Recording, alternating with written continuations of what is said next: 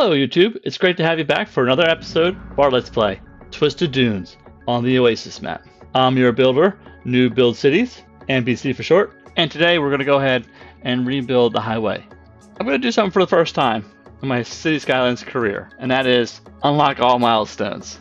I've always played the game normal money and unlocking the milestones as you go, but in light of the new airport DLC and the fact that us poor console folks have 9 tiles, and I guess technically PC players as well who aren't using mods, are limited to 9 tiles. So I'm thinking my playstyle is going to shift a little bit. What I'll probably end up doing, what I'm doing right here, is maybe go up through Big Town, which is the point at which you unlock high density commercial, residential, and office, progressing through the milestones. Let the game run a little bit, let the education system kind of catch up with the rest of the city, let it stabilize, and then just go ahead and unlock everything at that point. I've already developed a plan for the city, and in these bottom 2 area tiles, our industry's DLC is going to go. As you can see from the resource info view, we have oil and ore in close proximity. Also, the highway runs through this area, so it gives us good highway access, gives us good rail access. Down where these 2 small oases are, Clover interchange right through the middle of where our downtown is going to go. I like to take these 2 bodies of water, merge them together. So let's go ahead and bring the big bulldozer out and blast away.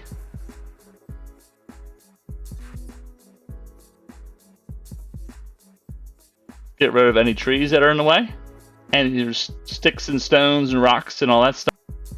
And you've probably noticed there's some crazy thing on the hill on the left, and I did an experiment in this city, and I stacked a bunch of keys on top of each other because certain keys have no, we'll say, collision detection on the bottom portion. This is, of course, from I think the Bridges and Piers content creator pack. And the attempt here to build a retaining wall that also gradually faded back and up the hill. And I think it came out okay. I don't know if I'd build it again. It looks a little overkill. It probably came out a little bit better on the sunny side, but it's on the shadowy side on the mountain, so it's really hard to see anyway. So it's a shame there. And later on, probably in several episodes from now, you're going to see some key magic with running some transit on top of it, and it looks fantastic. So let's first just run a gravel path to about where I want the highway to go. The advantage here with the gravel path is it will move with the terrain. But what I'd like to do for this highway is actually have some elevation changes, some twists and turns. I really like to have fun with the roads and make them look like they're a little fun, maybe even a little scary to drive on. If you want to see a pristinely smooth and gentle highway constructed along the mountainside, I recommend you this video here from Chocoboa, where he did just that in his city. Now that's what I'm talking about. But there's still a little more to do.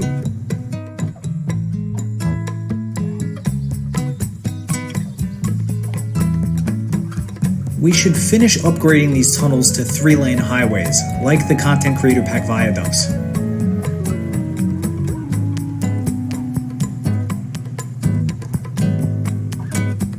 Since these highway pieces are so close together, let's throw in a safety barrier, because why not? That's a good idea.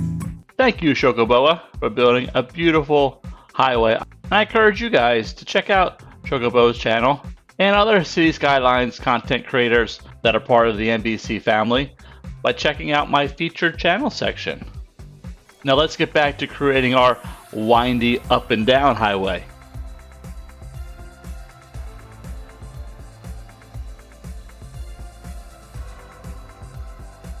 So now let's go ahead and do some terraining around our highway.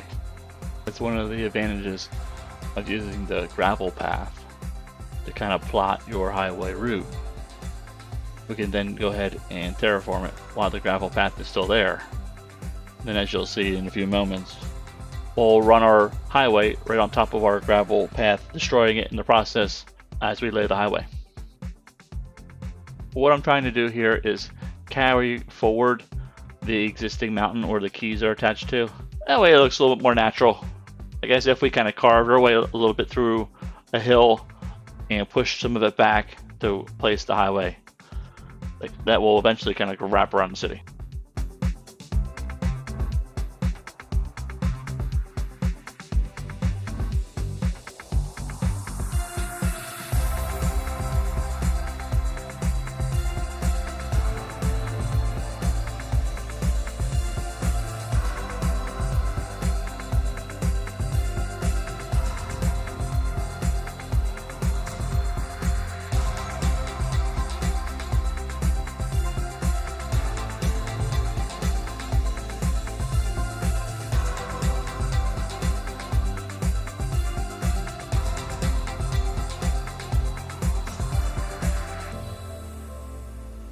So let's go ahead and run the highway.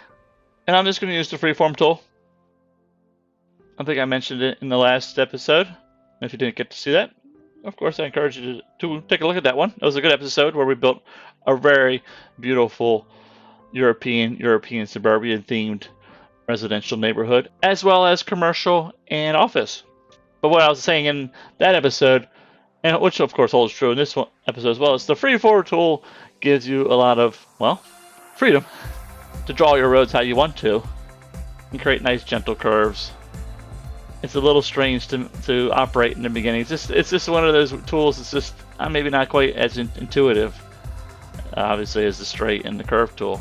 But if you use it, if you give it a shot and just keep working with it, eventually it'll just become ingrained in your mind how to use it.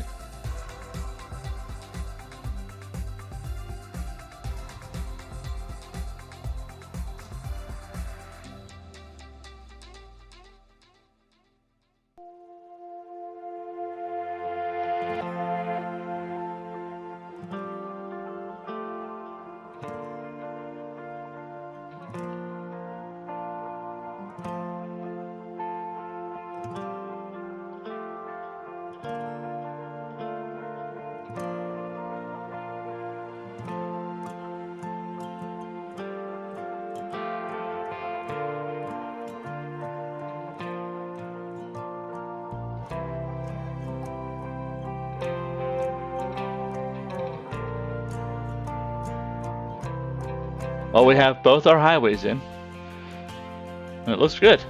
And what we're going to do here is destroy a quarter of what we built, because why not? That's what we do on this channel, is build something, then blow up half of it, because we want to place a tree somewhere. But but in this case, we're not that silly yet. But what I want to do is place in a turnaround spot. So what the turnaround does is help fix the game, wherein some instances, some maps, some highway connections, for whatever reason, the game sends cars into your city and they don't want to be there. They actually want to go the opposite direction. So what will happen sometimes is you'll build an interchange right off the highway with like a roundabout or something, and you'll see like a car come into the roundabout, drive around the roundabout, and just go back out. And you'll be like, well, that was weird. Because it is. And because it's back off the map. So what this little turnaround deal does is it keeps people from coming into the city who don't want to. So now what I like to do is come from this area. If you didn't see the words written on the blackboard, we're going to build a rest stop here. I like to hug this hill and just come around and kind of connect it to our highway over here, just with a three-way interchange. I could have made it a simple three-way interchange. You could use the base game one. You could use a trumpet interchange, which is really easy to build. You could do a three-stack interchange, which is kind of what we're going to do here. But what I decided to do was really could be, I'd say, loosely defined as a spaghetti interchange. And for those of you who might not understand what a spaghetti interchange is, don't feel bad. I don't really understand what a spaghetti interchange is. I see it referred to often online. And what it appears to be is, we'll say, beautifully run, smooth highway interchange roads. We'll say the appearance of random connections, like I said, to build the interchange. It's not janky, as some people would say, or rough looking. It looks great. They look gorgeous.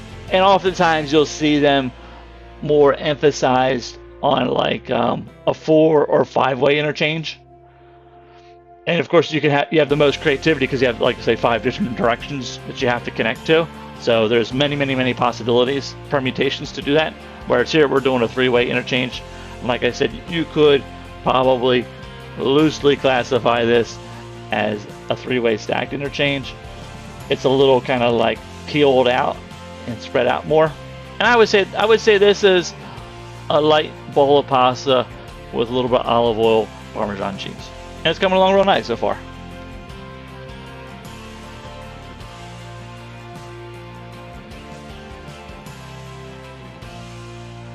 And of course, you see me digging a hole in the ground. You know, if you're new to the channel, that's what I do. I make my cities into Swiss cheese. Or if I'm one of your favorite builders, I do this every episode, multiple times every episode. I do it every stream, and it's a really easy way to draw smooth bridges. And I even call it the ditch and rip technique. You dig a big ditch and you let it rip.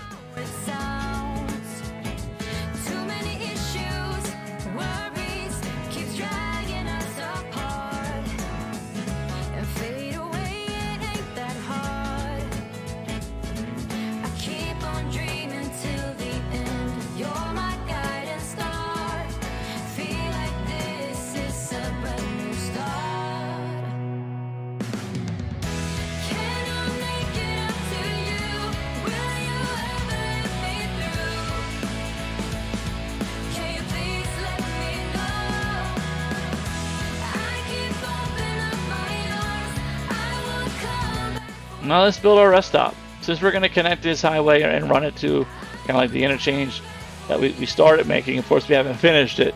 Sometimes when you're building like highway interchanges or even just roads in general, it's easier, or at least for me, to know where I'm going to go. And that's what we're doing with the highway. We're kind of like, I have a general sense of where it's going to go, and as we're building that interchange, but I don't know exactly, and we're getting to the point where it might be good to know about exactly where the roads are going to line up so we can get the right angles and right grade, slope, all that stuff. So that's what we're doing here.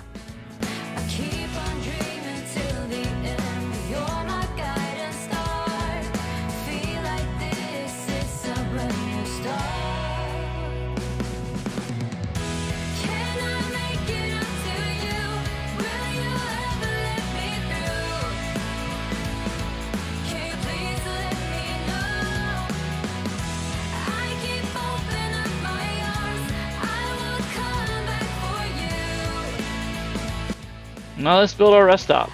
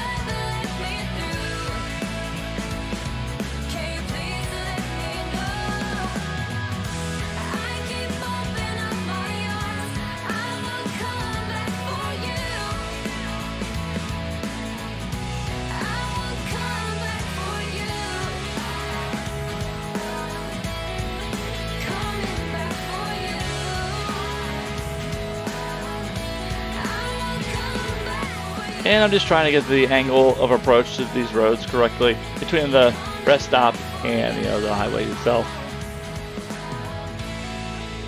I put this rest stop in the middle because that's how a rest stop, which is literally maybe 3 miles from where I live, is located. It's the highway widens just like it is. I mean, not maybe as dramatic. Actually, maybe just as dramatic as this. It widens up. There's a rest stop, building in the middle, some parking spaces for like the semis and stuff like that. Gas stations, bathroom, all that stuff is there. But I know in other places I've driven around the United States, it's on the one side of the road, and then maybe the opposite side takes a bridge that goes across. And so you could design it that way.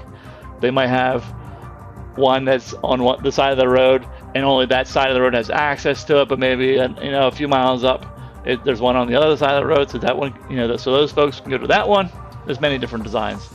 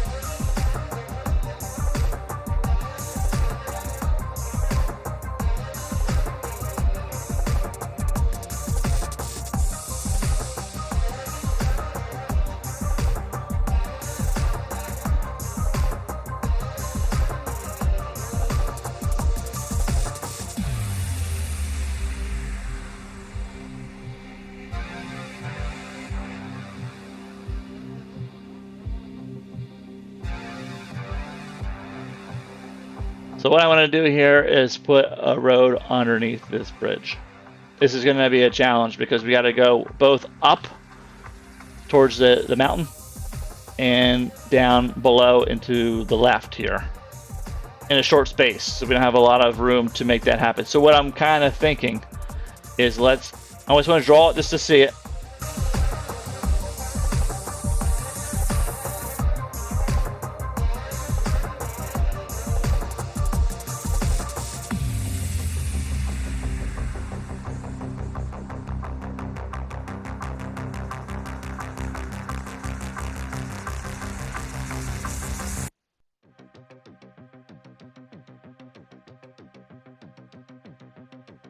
And this is what it's going to look like, hopefully, when we're done. And it looks good.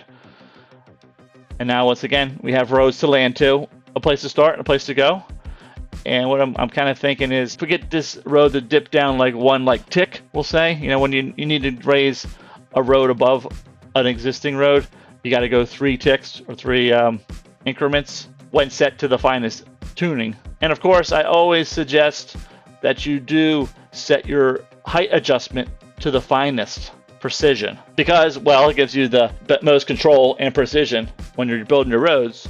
And in this case, like I said, I want to kind of take the, say, road level that's at grade, raise it 2 ticks up, and then take the little slip lane road and have that go down 1 tick, and that way we kind of spread out that difference in height that we need to 3 across the 2 roads, one going down, one going up, as opposed to one just going and taking all 3 and then having this huge steep cliff for our cars to go up and down.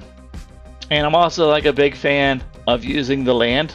You'll probably not see in my building style a lot of elevated roadways, really, or elevated rail.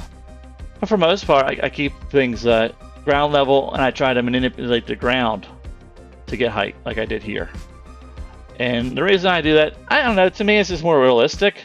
Just the projects I see where I live, they tend to build land ramps or move the land around instead of elevated roads, just because I imagine it's just cheaper. You just move the soil once, you just keep it in place with some stone, some concrete, it'll probably just stay that way forever. Whereas if you build an elevated roadway, well, now all surfaces of the road are exposed to the element and all that stuff. You got to paint all the overpasses and the bridges. So I imagine the maintenance cost is a lot cheaper, so which is probably why they do it. So just to make my cities a little bit more realistic, and also give me a little bit more of a challenge in building stuff, because it's harder to manipulate the ground and the land to do what you want than it is to just, I'm just going to make it elevated and everything's easy, right? So it's a little bit more difficult. I find it gives you a little bit more character. It creates elevation changes, and in my mind, a little bit more realistic. But that's just where I live. Where you live, it could be the exact opposite. They use elevated stuff all the time. If that's your style, then have at it. What I like to do right now is just tighten up a little bit on the terraforming side of things. Create some hills, little sinkholes, maybe there's like little drainage ditches and stuff to help the water run off the highway. Kind of tie the highway back into the mountain.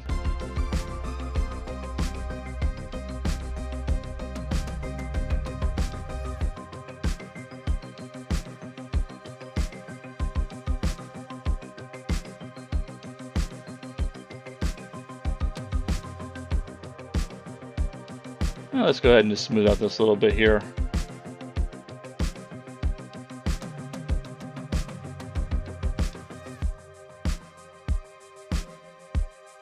And let's take a look at what we've accomplished so far. We got a rest stop in.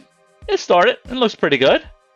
Got this highway connected to the other highway through our spaghetti light interchange.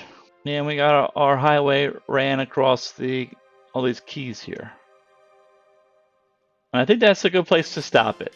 In the next episode, we'll go ahead and continue building our highway and reworking it. We're going to go ahead and create an interchange that connects the city to the right side of all those keys, kind of like in this area here. And we're going to do some major work on the highway that runs to the right off screen, as well as figure out what we're going to do with the remnant of the old highway that's leading into our city, which was the original city entrance. We'll probably build a second interchange, kind of like in the middle of the key area, come right down the middle of these tiles. Well, it was a pleasure to have you along for this video. I hope you enjoyed it as much as I enjoyed building for it. If you did, please leave a like to help support and grow this channel, as well as I'd love to welcome you into the MVC family by having you become a subscriber. If you'd like to interact with me live, stop by my Twitch page, the link is below, and shoot me a follow. That way you'll be notified the next time I stream. I wish you the best and brightest success in your cities, and as always, happy building. Say bye-bye. Bye-bye. Bye-bye.